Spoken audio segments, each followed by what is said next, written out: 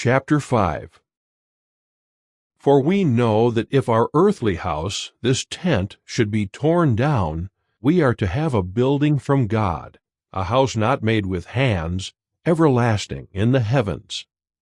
For in this house we do indeed groan, earnestly desiring to put on the one for us from heaven, so that when we do put it on, we will not be found naked.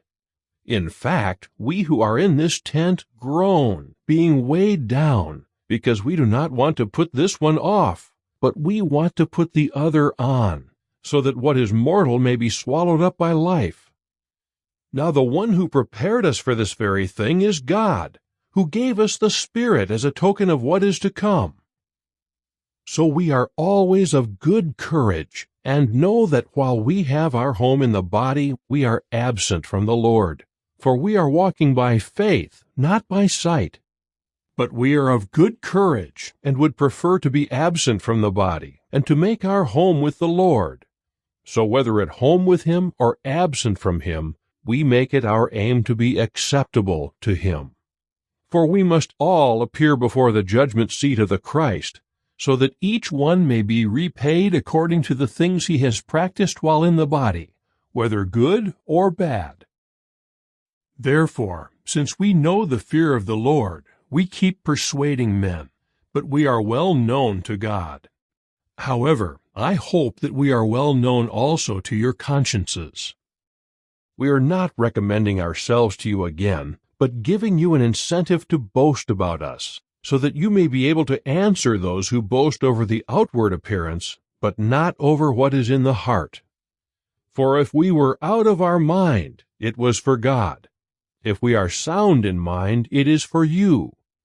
For the love the Christ has compels us, because this is what we have concluded, that one man died for all. So then all had died.